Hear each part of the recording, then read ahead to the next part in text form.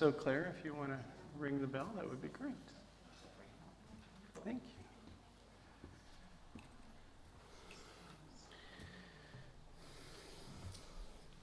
Good morning, everyone.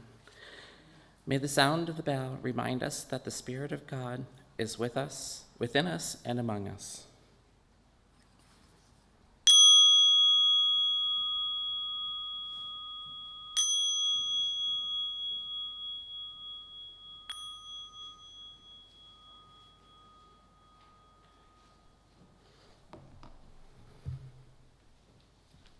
Thank you, Claire.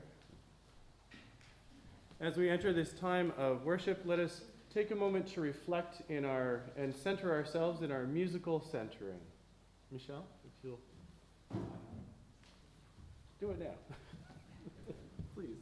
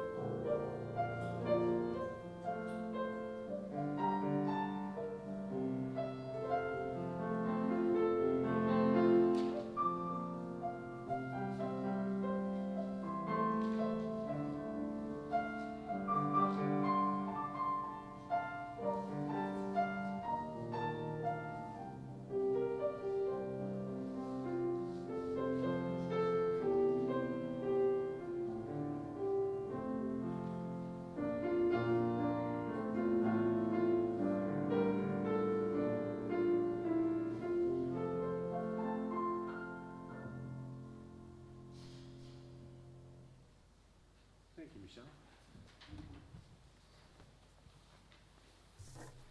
Centered in the gift of music and in our togetherness, I welcome you this morning to the worship service for the 20th Sunday after Pentecost here at St. Peter's United Church. If we haven't met yet, I'm the Reverend Ryan Fay. I'm new here somewhat since the middle of the summer, and I'm very pleased to be here. And I'm so glad to see you all here this morning. I wish you all welcome in the name of God. Je vous souhaite toutes et tous la bienvenue au nom de Dieu. A few things just to clarify this morning. As I am coming back from recovering from COVID, I will be wearing my mask the whole time, and please don't be offended, I'm not shaking hands today. Just to err on the side of caution, it's been well over the 10 days suggested by public health, but we're just going to be a little bit more cautious than that, and I'm going to keep a bit of distance, but I'm so glad to be feeling much better than I was. And if my voice sounds a little scratchy, it's just healing up a little bit from the ordeal. I do want to thank Melody Duncanson-Hales for having led the service so wonderfully last week. She has a wonderful pulpit presence, and I think did a wonderful job in helping us to lift up our lives of faith together and to celebrate the welcoming of Emerson Schultz into the community of faith through the sacrament of baptism. So I'm very pleased how well that went. I also would like to thank Worship and Music and Spirit Quest for their help with the service last week. It was fantastic. And of course, for your ongoing continued support. And for the Ministry and Personnel Committee, who did a wonderful job of backing up the staff this week, myself and Charles and Carolyn, in this particular time of dealing with everything from illness to complexity. And so we're very appreciative of all of your work. And I would also like to thank my husband, Luke, for having been patient and kind in nursing me back to health during my time of convalescence. he was very much spared, thank goodness, this infection, which was terrible for me, but at the same time, has been worse for others. And so I was very grateful to have the support and level of health that I do have, and for having been well vaccinated. So it was rough, but it wasn't as rough as it could have been, so I was very glad for that. This morning, we are going to all be encouraged to keep our masks on as much as possible. If you need to take it off, sometimes I know it's hard to breathe, but do please leave them on during the singing, as that's one of the bigger vectors for the spreading of COVID. Don't be offended that I'm not shaking hands, sorry about that. And I'm not going to be leading a children's time, once again, just for extra caution, but the children will be encouraged or called to attend their programming after the first hymn. So we'll keep that in mind just for logistics and welcome. And so once again, I welcome you all in the name of God. Je vous souhaite toutes et tous la bienvenue au nom de Dieu. I invite you to join with me in the acknowledgement of traditional territory.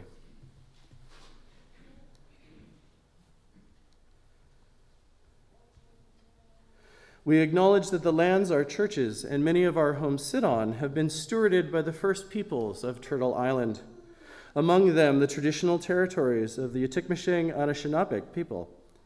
We commit ourselves as a faith community to the multi-generational work of reconciliation, the pursuit of true justice, and flourishing well-being for all peoples who now call Canada home.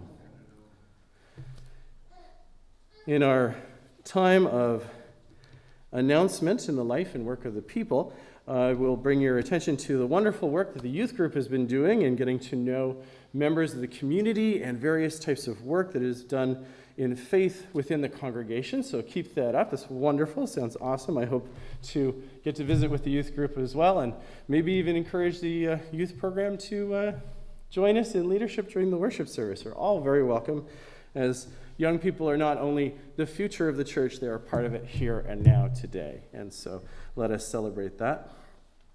Anyone who has experienced the loss of a loved one in the last few years, please do feel encouraged to submit their name to be lifted up next week during the All Saints' Day service. We're going to remember those saints who have walked among us and before us, and the journey that we all share in our encounter with the divine. And so we will lift that up. There is also an upcoming program with the Manitoulin Intentional Learning Circle. Do keep an eye out for that. And if anyone else is engaging with the 40 days of engagement on anti-racism, you'll find this extremely engaging and interesting. So engagement was the right word, I think, for that. I understand there is at least one other announcement.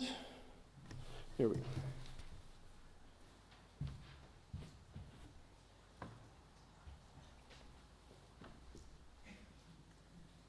Good morning, everyone.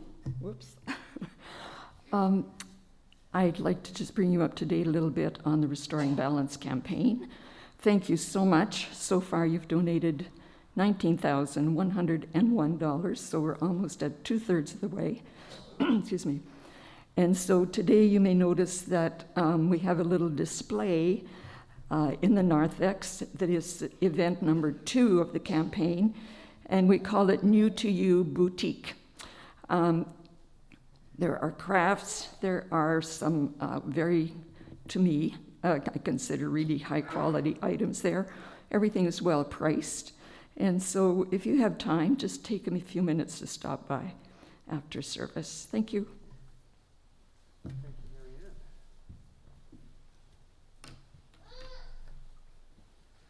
Great way to raise funds and to help lift up our commitment to the environment, as New to You things are often things that are pre-owned, and then instead of being placed into a landfill or trying to recycle, we reuse them. So we reduce, reuse, and then recycle if we can. So that's a great thing.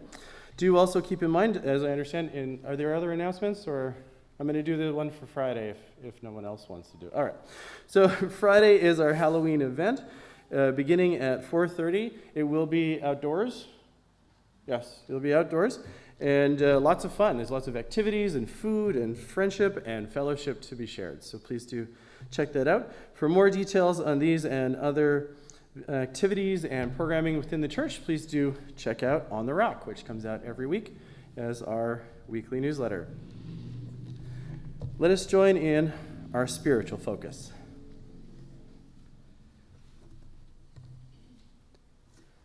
From the routines of work and school, home and play, we have come to worship God.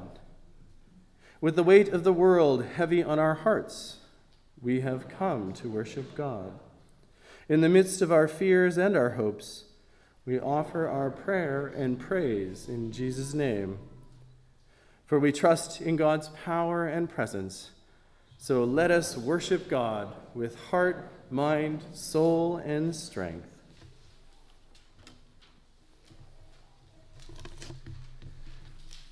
About 2,000 years ago, there was a man named Jesus, our brother born to our sister Mary.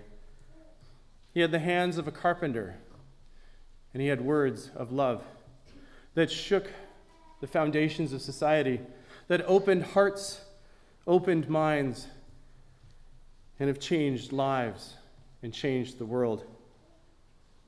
When he was asked who he was, one of the things he said was that he was the light of the world.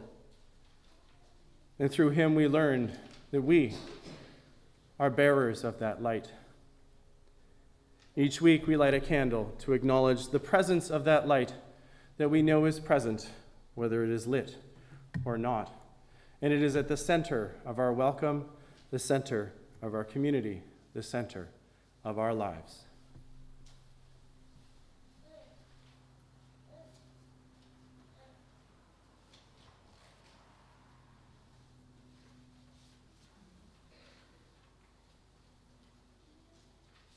Embodied in flame, lived out in the world.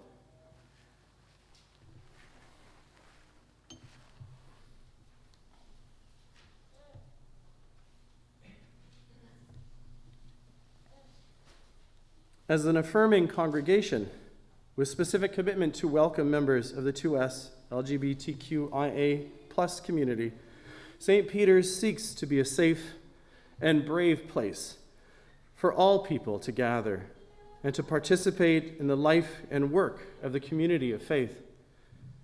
It is to be a space that is affirming and inclusive to all ages, ancestries, sexes and sexual orientations, gender identities, abilities, immigration status, and lived experience. Everyone in this space acknowledges that there may be some discomfort due to discussion of topics that may be uncomfortable in nature. In the establishment of a safe and brave space, participants honor each other's experience and opinion with respect to achieve a place of understanding, a space free of fear, a space free of bullying and harassment of any kind. The most important part of a safe and brave space is the inclusion of all. We lift our celebration hymn, All Are Welcome Here.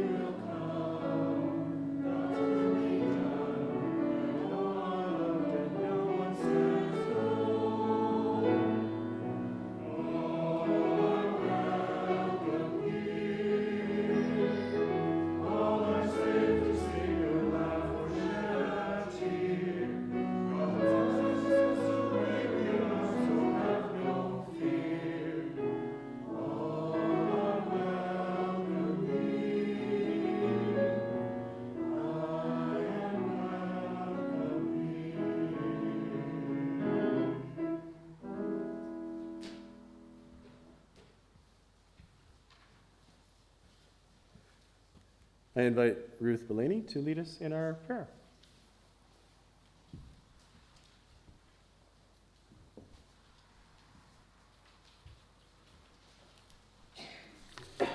Please join me in the prayer of the day. Creating God, the mountains you raised reflect your strength and majesty. Sunrise and sunset frame the day with your light and joy. Fields bursting with grain and trees colored with autumn glory sing of your steadfast love. Pictures from the depth of space give a glimpse of your infinity, yet in Christ you have walked the humble earth. You alone are worthy of our praise. You alone give us hope. Creator, Redeemer, and Sustainer of life, we praise you and join our voices to those of every precious thing to wonder at your mystery and majesty. Amen.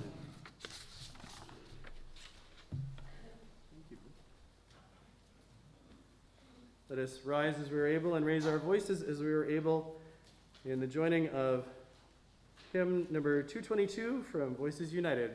Come, let us sing.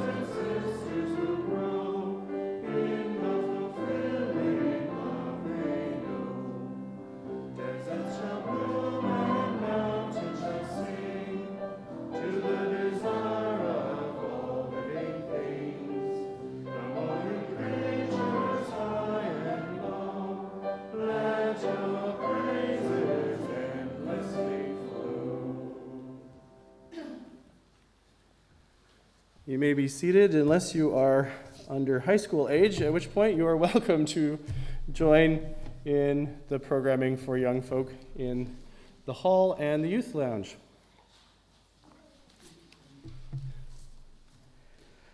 Let us join in our prayer of approach. God of all truth, when we think that we have life all figured out, you hold up a mirror of your word so that we can see our own foolishness. If we think we are beyond forgiveness, reflect to us your word of mercy and love offered to us through Christ, your living word. Amen.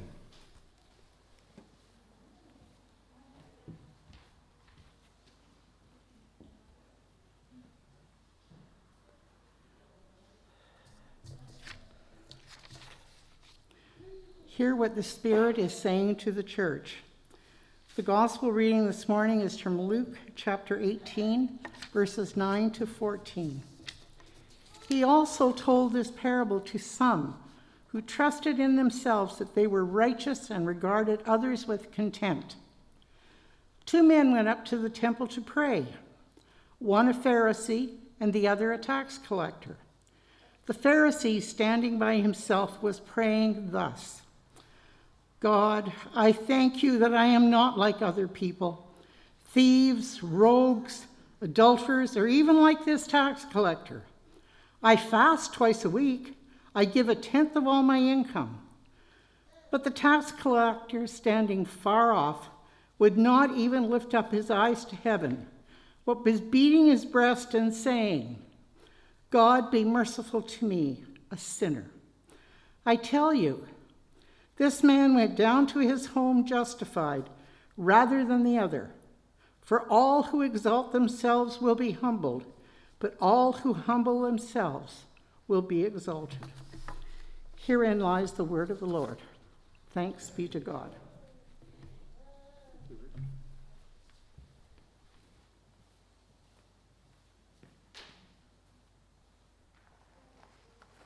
I invite you to join me in prayer. God of love and creation, of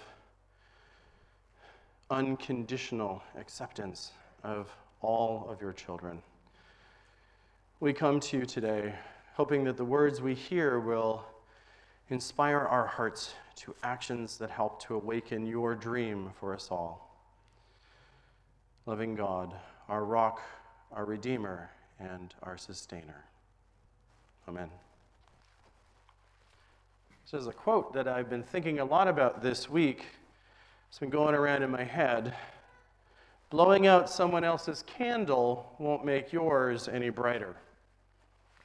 And I'm not sure exactly where that came from. I tried to find out who wrote it, and there's a whole bunch of different people who seem to get credit for it. So I think it might be anonymous.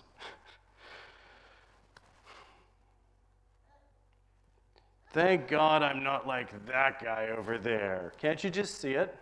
He's tilting his head and pointing at his neighbor. Luckily, there's no one over there right now.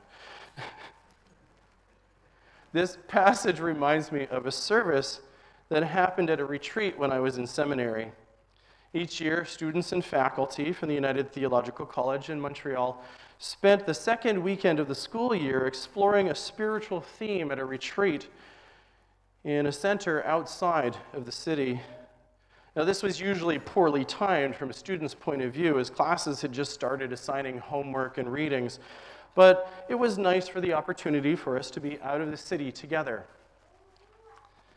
There was a speaker who led us in discussions and lectures on a specific topic or a theme, and we also had some time to get to know each other. We got to visit, go for walks, talk. And one year, some of the upper year students had spent an evening playing no-stakes poker and chatting, like there was no money involved. It was just for, I suppose, ego and fun. I enjoyed the conversation more than the cards myself, but everyone had a nice evening and ended up with us all having made better friends by the end of it. The next day, which was Sunday, the last day of the retreat, there was a worship service led by students, and this year's reflection was led by, well, I'll call him Stephen, just to protect the guilty. He and our classmate, whom I will call Brad, had been up a little later playing cards the night before and socializing as well. Indeed, Stephen and Brad had been up later than I was, which is a rare event for most people, and were already great friends, having studied together for years. Now, during the service, at one point, Stephen was leading a reading. It was talking about, oh, we declare to God, and we declare this, and we declare that. And at one point he said, Lord God, we declare that Brad J. Hampton cheats at cards. And of course, everyone who was up the night before, even though Stephen was pointing at Brad in a somewhat accusatory way, we knew it was an inside joke from the night before, and we had a nice laugh. And indeed, even the professors and principal, who knew that Stephen and Brad were good friends and that we all got a little bit jovial during our retreats, gave a little chuckle at this example of something you don't do during worship, which is putting someone on the spot. We don't do that. At least that's what they told us in seminary. And yet, it makes me think that if someone who didn't know this group of theological students and faculty, someone who didn't have the context, were to see this going on, they might think that Stephen was attacking Brad, putting him on the spot rather than expressing a moment of collegiality and humor that allowed us to make a joyful noise of community and thanksgiving, lifting our laughter and our community to God. So let's talk about the two people in the story today, because this passage in past has been misused and misunderstood as an attack on Judaism, with Pharisees being a group that emphasized strict adherence to Jewish law, and at a time of writing where a competing sect of Judaism was attempting to gain religious influence in competition with Christianity, which was, at the time, also a branch of Judaism. This story does not share an inside joke, but it is about being inside a culture, community, and faith. While some have argued that the gospel according to Luke may have been directed towards Gentiles, it was written by those who saw themselves as Jewish. The characters are all practicing the same faith, praying at the same temple, and worshiping the same God.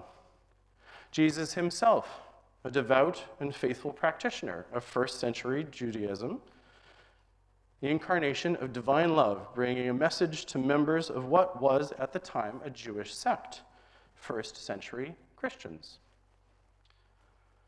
The church in antiquity, the very first embodiments of the church after the death of Jesus, Christians, were often joined by Jewish friends in worship and often accompanied these same friends to synagogue as they saw themselves as part of the same faith. Indeed, both priests of the still nascent Christian tradition in some of its various branches and rabbis of post-temple Judaism were found in 3rd century documents to be preaching to call upon their members to stop going to worship together in an effort to try to differentiate the two traditions that until then were seen as branches of the same tree, not as cousins in the Abrahamic tradition, but more like siblings in the same family. So this is clearly not a story that is being critical of practicing Judaism. Is this passage about being pious? It's not really cut and dry in that area either, is it? Because the Pharisees, by definition, were righteous, strictly adhering to and respecting Jewish law. And in the case of this one person, we hear that he is right in the practice of the law. The Pharisee lives faithfully to God and to his relationships. He doesn't steal or cheat. He's not a rogue or a liar. Regular attendance at synagogue, tithing 10% of his wages to the temple, charitable and prayerful. By all accounts, a laudable life in person. We certainly wouldn't object to someone tithing to the church, would we, Marianne? We certainly wouldn't object to someone giving their time in service to others either, would we? Being charitable, being faithful. That's something we encourage. It's hard, really, to have a problem with any of that. And then the tax collector. This was one who made his living by gouging his neighbors, fellow Jews, to fund the Roman Empire, an oppressive regime that was occupying Israel and would destroy the temple in 70 CE, long after they had put Jesus to death, which, at the time of writing of Luke, they would have known, because that was penned somewhere around 90 CE, a good 20 years after the destruction of the temple. So essentially, the tax collector is a collaborator with an invading army that holds themselves, their family, friends, neighbors, indeed entire society, hostage to their whims and power. And yet, we hear that the tax collector is the one of them who returns home justified in relationship with God. So, being justified is not about being right, and it's not about being righteous. Then what's it about?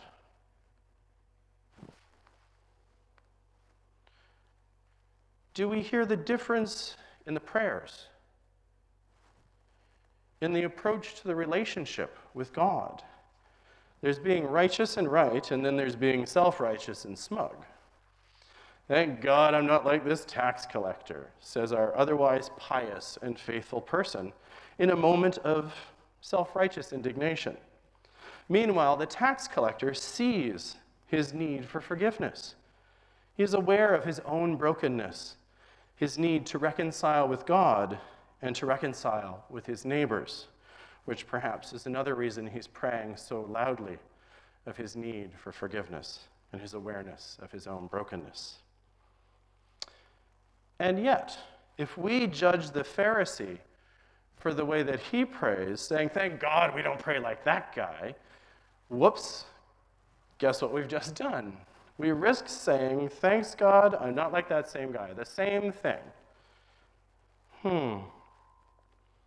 So is this story a parable, parables having the tendency to flip our expectations, to really reverse things on us? Is this story about either of them at all, really? Or is it about all of us? Is the trouble that anyone, them or us, every single one of us, think that this story is about the people? Is that where we fall into trouble? When we think that our relationship with God is measured in the same way that we measure success in other areas. By all accounts, the Pharisee is a success at church, and the tax collector, well, not so much, right? But if there's being a best at being a church person, is it like being the best at basketball or the best at business? Is success in faith the same as success in school, like being the most popular kid or being the one with the best grades who has all the answers in class? Certainly laudable, but is that what we're talking about? Is our difficulty in understanding that our relationship with God isn't the competitive thing we've turned other parts of our lives into? Grades are often on a curve that gauges student performance based on how other students have done. In sport, scores are generally determined by competition with others or in comparison of performance. And if we aren't careful, if we think that we need to win at faith, we can fall right into the same trouble as the Pharisee. I mean, I'm sure I've heard it come out of my own mouth that I'm grateful for the blessings that I have in my life, which is fine. There's nothing wrong with gratitude. But sometimes I've gone as far as being glad I'm not one of those faith people who uses faith as a weapon to one-up other people, like those people over, there you go. So, like those people over there, where I start comparing myself to others. So, whoops, there it is, right? I have occasionally felt like saying this too. I'm sure we all have those moments, and we're human, so we can admit our brokenness, our imperfections, our need. And luckily, we have someone to admit them to. So when we feel that we have more insights than others into perhaps the suffering in the world, and hear someone with privilege running down those who are less advantaged by them, perhaps the point isn't to feel better about ourselves, because we don't do that, but rather to try and help, share a love that we have experienced, share the reality that God is there for us, that God is there for them. Do we know everything? Do we understand where the other themselves are limited in understanding? Could we perhaps, like me when I'm feeling self-righteous about social justice stuff, could I not have taken the moment of modeling God's unconditional love and shared insights and encouragement with the other to help them to open up to hearing the experiences and suffering of others rather than feeling self-righteous? Is that a lesson that we're asked to learn in this story? So here we're asked to remember that God's love isn't like the Stanley Cup or midterms. And hopefully, if we slip up, we'll be self-aware, like the tax collector, self-aware enough to turn our needs and gratitude to God instead of our self-satisfaction. Indeed, isn't that what the tax collector is doing? He's not a perfect person who is, and he knows it.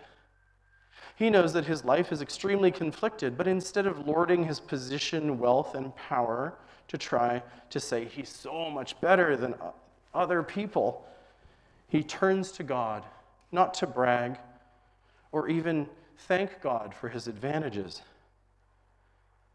Something else that is laudable is being grateful for the blessings in our lives. But he turns to God and says, I am broken. I have need. Be with me in this. Show me forgiveness. Inspire me with your love that I know is there. And so we do in our moments of gratitude and concern and goodness, as well as our moments of weakness. We have a chance to hear how to learn about humility, something that we often mistake for humiliation and is not at all the same thing. He calls to God, admitting the reality of the situation.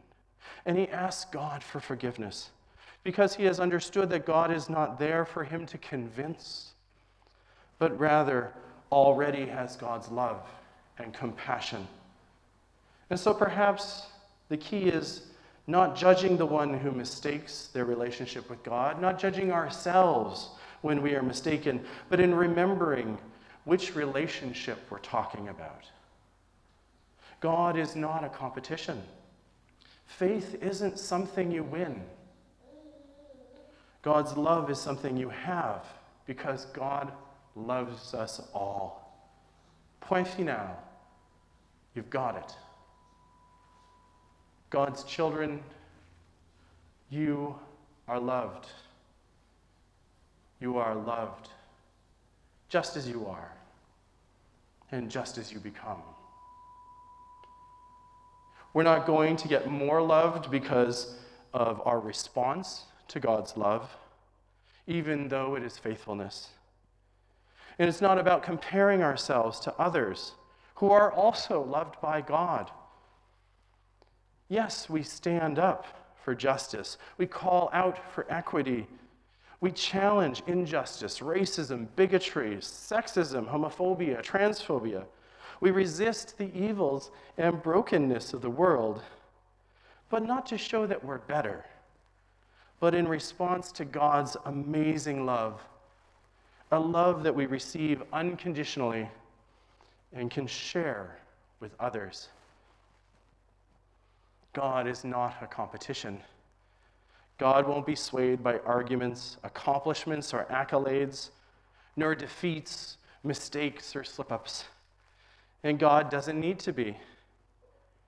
And it's when we remember God's nature, a nature that is love, when we remember that there is nothing that we can do to make God love us, but that also there is nothing that we can do to stop God loving us.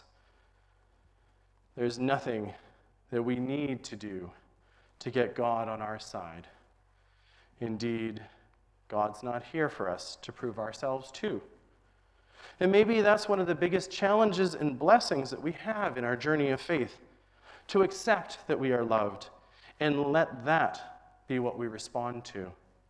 That amazing, gracious, unconditional love for all. How will we respond to God's unconditional, steadfast love today? How will we respond tomorrow? Thanks be to God. Amen.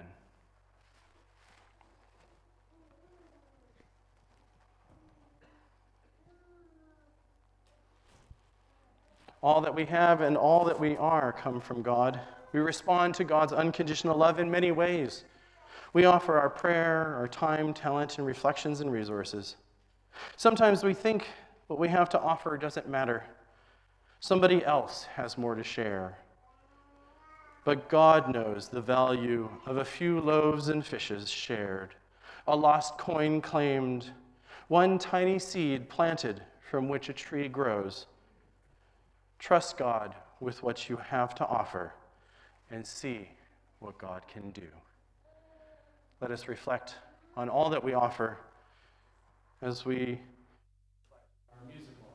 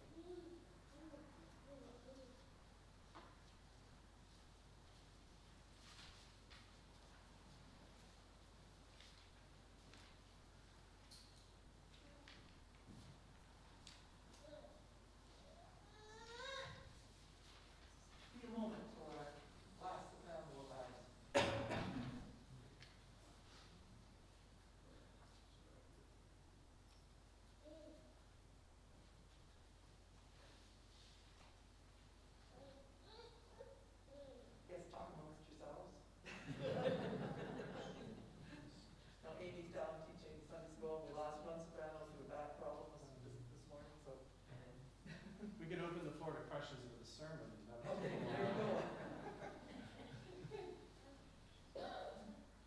I don't mean you would ask me questions. I mean, I would ask you.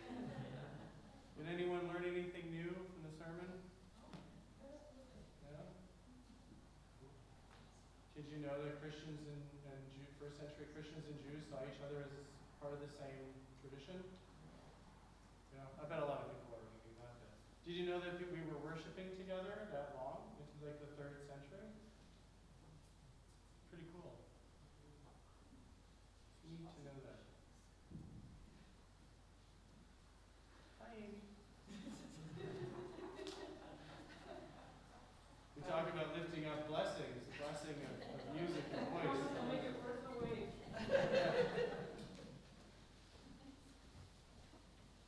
What kept you so long? Thank you for taking time.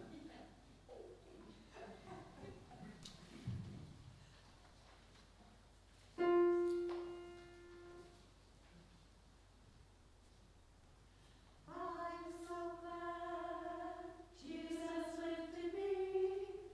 I'm so glad Jesus lifted me. I'm so glad Jesus lifted me. Singing glory, hallelujah.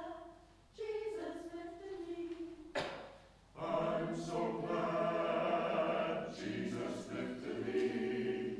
I'm so glad Jesus lifted me. I'm so glad that Jesus lifted me. Singing glory, hallelujah. Jesus lifted me. I was sinking down. Jesus lifted me. I was sinking down. Jesus lifted me.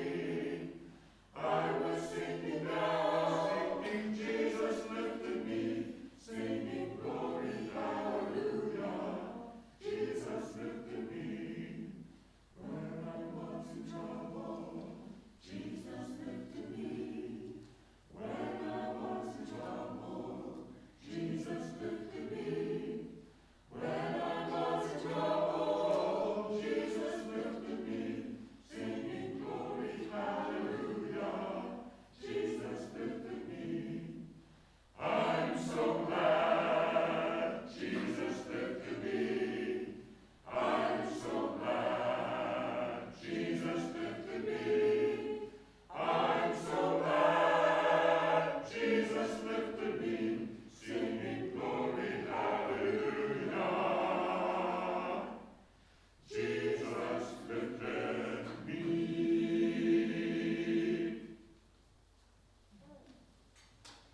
Worth the wait.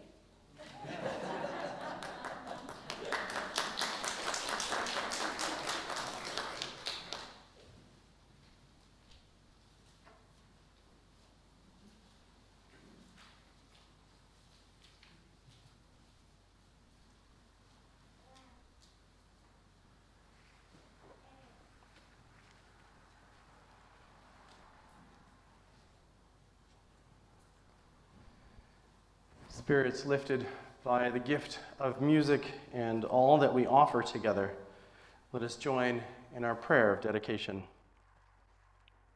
Good and gracious God, receive our humble gifts, offered in hope and gratitude. Make something of them and of us, so that the world will be surprised by your love and what we can offer them in Jesus' name. We continue in a time of prayer with our prayers of joy and concern, understanding that our joys are brightened as they are shared together, and our burdens are lightened as we lift them up and carry them one with another and with the divine. Let us pray. Just and merciful God, we lift our eyes to you in hope and gratitude.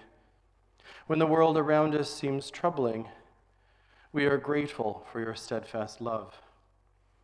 Thank you for your Spirit at work in all times and places, calling out the best in your people, showing us when we must repent, opening paths to reconciliation where we have offended.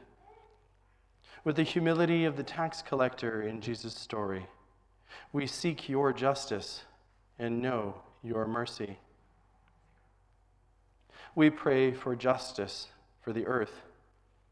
Protect those creatures and habitats that our way of life is threatening. Protect those communities and island nations at risk from climate change. Open our eyes to see how we can live more responsibly, more in respect with creation, and change our hearts to know we must.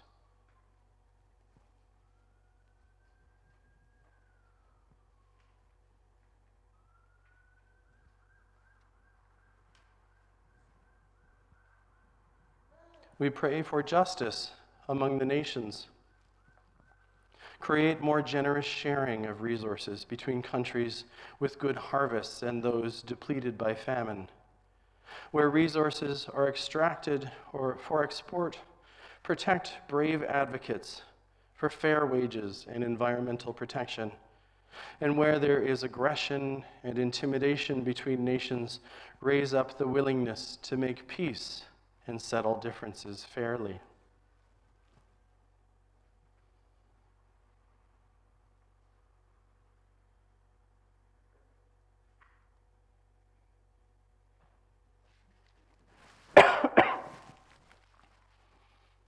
We pray for justice in our court systems. Guide those who judge and defend to serve with integrity, and those who are accused, that those who are accused may receive fair trials, and that those who have been wronged or harmed are restored to fullness of life. Grant those who are convicted humane treatment, so that your Spirit may lead them to rehabilitation.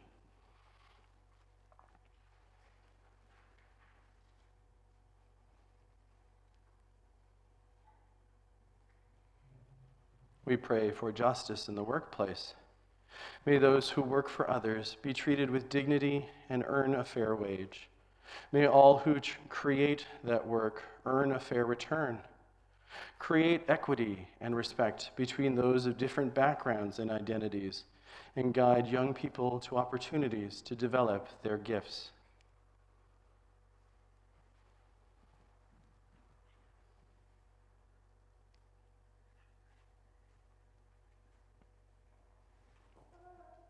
God, we all need some kinds of healing in our lives. We remember before you those struggling with illness of body, mind, or spirit, those waiting for diagnosis or treatment, and those whose health challenges are invisible to others.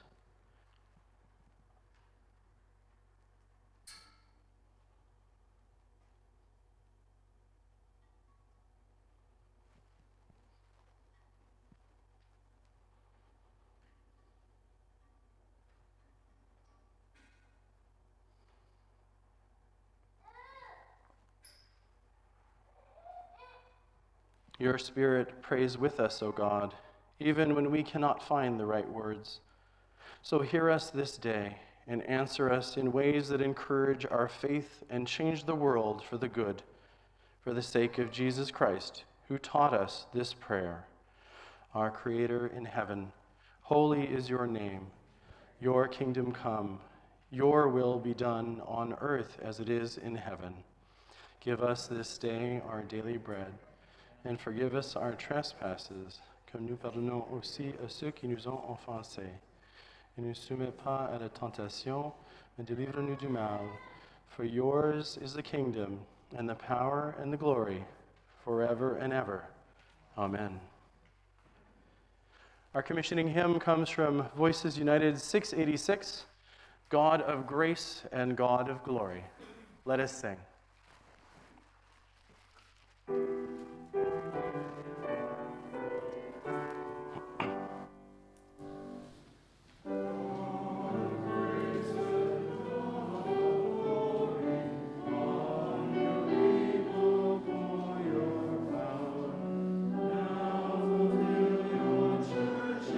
Story, bring it unto glorious bound.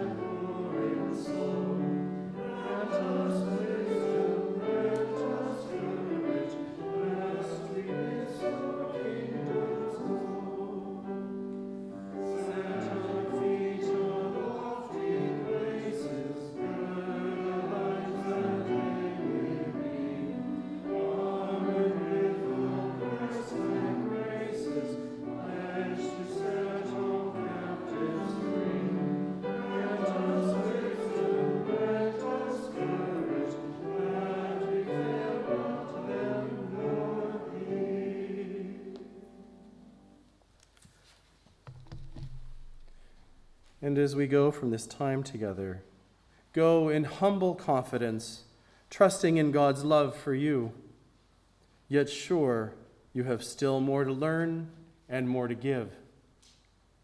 And may the grace, mercy, and peace from God who creates, redeems, and sustains us be with you this day and every day, now and always. Go now in peace. Allez dans le Père du Seigneur. Skerengoa. Amen.